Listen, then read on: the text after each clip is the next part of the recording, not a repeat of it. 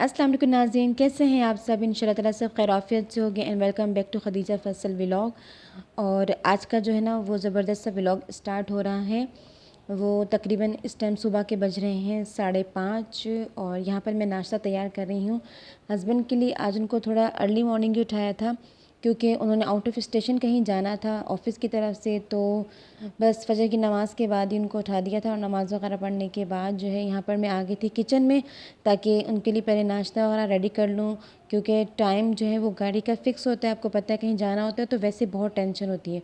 तो उनको ना आज उन्होंने पराठा लेने से वैसे ही मना कर दिया और आपको कहीं सफ़र करना हो ना वैसे भी तो बहुत टेंशन होती है और कुछ खाने का भी दिल नहीं करता। तो बस वो ज़बरदस्ती उनको नाश्ता यहाँ दिया मैंने कि थोड़ा सा खा कर जाइए।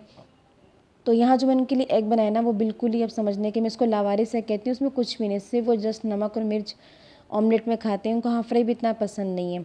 और इसके साथ ही ना ये नाश्ता वगैरह मैं उनको जब तक रेडी कर रही थी और यहाँ पर मैं देख रही थी जो रात को मैंने दही जमाया था रखा था यहाँ पर, तो माशाल्लाह बहुत अच्छा जमा है। और बच्चों को ना गर्मियों में तो आप पहले जमा लेते हैं तो सुबह दे देते हैं, लेकिन सर्दियों में जिससे टाइम थोड़ा चेंज होगा मौसम तो फिर मतलब कि रात को जमाऊँगी और सुबह जब वो फ्रेश उनको देती हूँ तो ताकि ठंडा ना हो।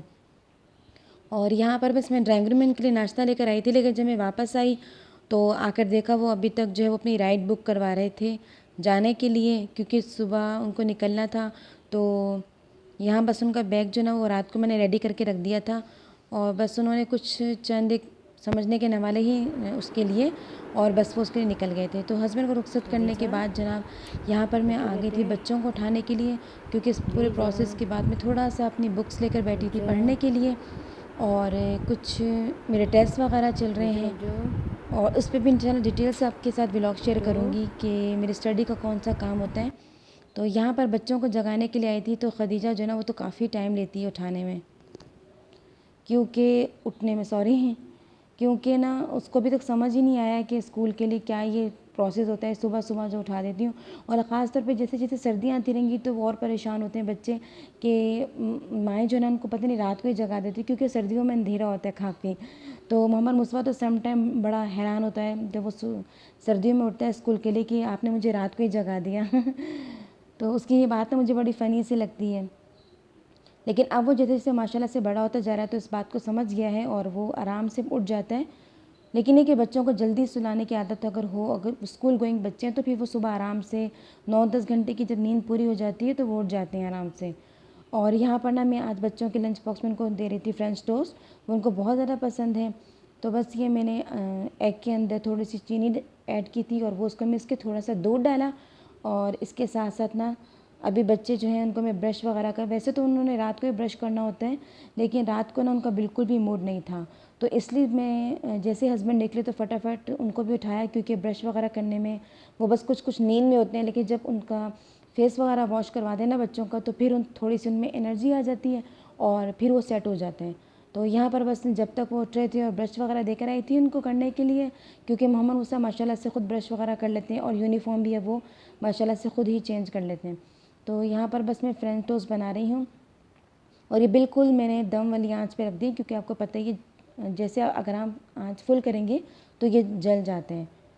और लंच बॉक्स के अंदर ना यहाँ पर बस मैं कट करके दोनों ब्रेड पीसेस को ये इनके लंच बॉक्स में रख दूँगी और यहाँ पर थोड़ा सा मैं दही डाल रही हूँ और इसमें थोड़ी सी चीनी डाल के देती हूँ, क्योंकि ऐसे ना बच्चे योगर्ट खाते नहीं हैं सुबह नाश्ते के टाइम।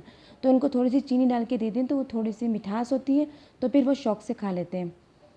लेकिन सम टाइम ये होता है कि वो बिल्कुल नींद में होते हैं, जैसे आज नाश्ते के अंदर ना खदीजा बिल्कुल नींद में थी तो उसने बहुत ही मुश्किल से नाश्ता किया। लेकिन मुझे ये होता है कि बच्चे कुछ ना कुछ खा कर जाएँ, क्योंकि जब बच्चे भूखे पेट जाते हैं ना तो वो स्टडी भी नहीं कर पाते और हम बड़ों के साथ भी ये प्रॉब्लम होती है, जब हमें बहुत भूख लगी होती है तो हम कुछ भी काम सही तरीके से नहीं कर पाते। तो कोशिश ये कीजिए कि बच्चों को लाजमी कुछ ना कुछ खिला के भेजा जाए स्कूल, क्योंकि एक लंबा ड्यूरेशन होता है, सुबह 8 से लेकर दोपहर 2 बजे तक बहुत लंबा टाइम होता है। तो बच्चे अगर थोड़ा सा पेट उनका फुल होगा और वो अच्छी तरीके से स्टडी पर कंसंट्रेट भी करेंगे और फिर ये होता है कि एनर्जी भी काफ़ी लगती है।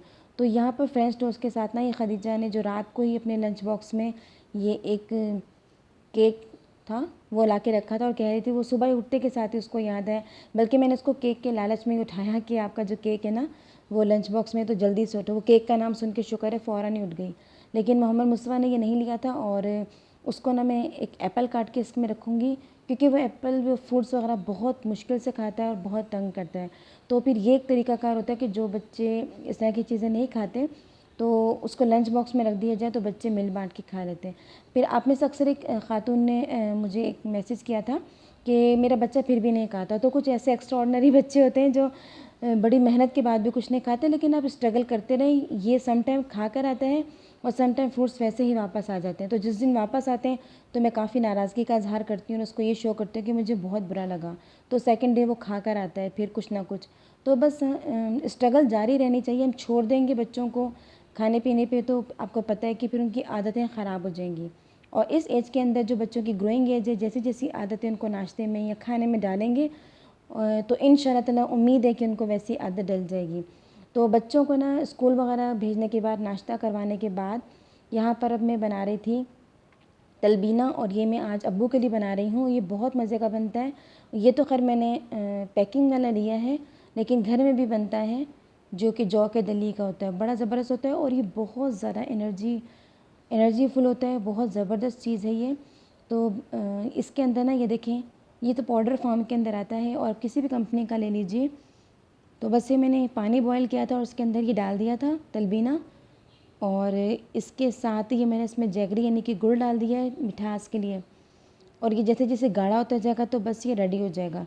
तो आज ना डिफरेंट डिफरेंट नाश्ते सब ने लिए और मैंने नाश्ते के अंदर पराठे के साथ एग ले लिया था। तो बस ये माशाल्लाह से रेडी हो गया। तो नाश्ते वगैरह के बाद ना मैं थोड़ी देर के लिए 10 या 15 मिनट का एक नैप लेती हूँ, थोड़ा सा लेटती हूँ, क्योंकि आप सुबह जब जल्दी उठते हैं तो फिर 4-5 घंटे के बाद जो है आपकी एनर्जी थोड़ी सी दोबारा वार्म अप करने के लिए लेटती हूँ। और उसके बाद जो है ना मेरी मेड आ जाती है और वो जल्दी आती है, तकरीबन 9 बजे के करीब वो आ जाती है। तो उससे पहले पहले मुझे इसके साथ साथ डस्टिंग भी करनी होती है और फिर ये कपड़ों का भी काम होता है। तो बच्चों के कपड़े ना इस तरीके से मैं काफ़ी सारे हैंग करके रखती हूँ, बल्कि जैसे जैसे ही कपड़े धुलते रहते हैं उसको साथ साथ आयरन करके रख दूँ तो बहुत आसानी रहती है। और यहाँ पर ना मैं 2 हैंगर्स के अंदर इनके तकरीबन 8-8 9-9 खदीजा के फ़्रॉक्स और मोहम्मद मुस्तफ़ा की टी शर्ट्स वगैरह कपड़े रख लेती हूँ, तो उससे आसानी रहती है। तो ये मैंने कल प्रेस किए थे, तो ये अभी तो हैंगर में मिक्स हो गए थे, क्योंकि मुझे जल्दी थी तो मैंने मोहम्मद मुस्तफ़ा की और खदीजा की एक साथ ही रख दिए थे। लेकिन अब मैं अलग अलग करके अलग अलग हैंगर्स में रख रही हूँ, तो इससे ईज़ी रहता है। और कहीं जाना होता है तो बच्चों के कपड़े प्रेस होते हैं ना, तो वो सही रहते हैं। और फिर कुछ टाइमिंग का इशू होता है, आजकल लोड शेडिंग हो रही है इस टाइम पर। तो मेरी कोशिश ये होती है कि खाना जो है ना, आज मेरे खाने के अंदर प्रॉपरली कोई हांडी वगैरह नहीं बनी। मैं आपको दिखाती हूँ आज मैंने लंच में क्या बनाना है। और ये देखिए यहाँ पर बस मैं कपड़े वगैरह इनके अलग कर रही थी। और इसी टाइम पर ना मैं बच्चों ने जो दोपहर में आकर कपड़े चेंज करने होते हैं, क्योंकि उनको आते के साथ ही मैं बस 5 मिनट का रेस्ट लेने देती हूँ और उसके बाद उनको शावर दिला देती हूँ बच्चों को। तो कपड़े ना इसी टाइम पे उनके अलग करके रख लेती हूँ जो उन्होंने आकर पहनने होते हैं, और बाकी कपड़े जो हैं वो प्रेस करके उसको हैंग कर लेती हूँ। तो बस ये जो काम हो जाते हैं ना छोटे छोटे, और इससे ना घर मैसअप भी नहीं होता। वरना जो काम रह जाता है ना, आप यकीन करें, आप एक दिन भी उसको पेंडिंग में डाल देते हैं तो घर मैसी सा लगने लगता है। तो मेरी कोशिश ये होती है कि बच्चों के आने से पहले पहले ना ये सारे काम कंप्लीट हो जाएं, क्योंकि उनके आने के बाद उनकी फुल उनको अटेंशन चाहिए होती है माँ की। तो और वो काफ़ी ज़्यादा बच्चे, आप पता है आजकल के बच्चे बहुत ज़्यादा एनर्जेटिक और हाइपर हैं, तो उनको फुल टाइम देना पड़ता है। तो कपड़ों का ना काम साथ के साथ हो जाए तो आसानी रहती है। और मैं कभी आपको दिखाऊंगी कि मैं इस एज के बच्चों का, यानी कि 2 to 7 to 8 ईयर्स के बच्चों के कपड़ों को किस तरह कबर्ड में मैनेज करती हूँ।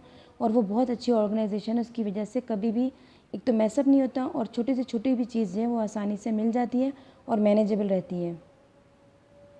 तो बस ये कपड़े वगैरह सेट हो गए। अब मैं इसको कर दूँगी अलमारी में हैंग, दोनों के सेपरेट। और मोहम्मद मुसा को ना आज ही मैं कुर्ता शलवार पहनाऊँगी, वो बड़े शौक़ से पहनता है कुर्ता शलवार। और ख़दीजा का भी मैंने कपड़े निकाल के वो सेपरेट कर लिए हैं। तो ये देखिए इस तरह एक ऑलरेडी हैंगर में उसके कपड़े सेट हैं, ये देखिए। और मज़ीद जो है दोनों में इसको हैंग कर दूँगी तो आसानी से ये मिल जाएंगे टाइम पर। और साथ ही मोहम्मद मुस्तफ़ा के, तो बस ये कपड़ों वगैरह का सारा काम हो गया था। और इसके साथ ये भी मशीन का जो चक्कर मैंने रात को डाला था कपड़ों का वो पूरा हो गया, वो मैं भी लेकर आई थी। और उसमें से जो लपेटने वाले ना वो मैं लपेट के रख दूँगी, पैक करके रख दूँगी, और जो इस्त्री करने वाले ना वो अभी इसी टाइम इस्त्री करके साथ के साथ रख दूँगी। ये देखिए इसमें से जो कपड़े हैं वो अलग अलग करके, और इस तरह आसानी रहती है। कपड़ों का जो काम है ना उसका तो मेरा ये एक्सपीरियंस है कि वो डेली बेसिस पे हो जाए ना, और मैं डेली बेसिस ही पर मशीन लगाती हूँ तो बहुत आसानी रहती है। तो यहाँ पर ना अब मैं तैयारी कर रही हूँ दोपहर के खाने की, और दोपहर के खाने में ना आज थोड़ा सा सेपरेट सा खाना दिया, बिल्कुल डिफरेंट सा खाना ट्राई किया। ये देखें यहाँ पर ये मैंने कुछ फ्रेंच फ्राइज़ बनाए थे, और इसके साथ ही ना एक दो एग बॉयल किए थे, और रात के ना कुछ नान थे, वो आए हुए थे, तो नान के ऊपर ये इस तरह बेसन की कोटिंग करके ना ये बहुत शौक से खाते हैं, मेरे हस्बैंड भी बहुत शौक से खाते हैं। तो और ये और इसके साथ साथ जो है, लेकिन आज वो नहीं थे, लेकिन ट्राई करना था, तो बस ये इस तरह का मैंने आज लंच बनाया, और इसके साथ थोड़े से नगेट्स फ्राई किए थे। कभी कभी ना आपका डिफरेंस मतलब देसी खानों से ऐसा दिल नहीं कर रहा होता, या कुछ सालन या कुछ हैवी खाने का दिल नहीं कर रहा होता, तो आप इस तरह की चीज़ें ट्राई कर लेते हैं तो बड़ी बेस्ट रहती है, और बच्चे बहुत शौक से खा लेते हैं।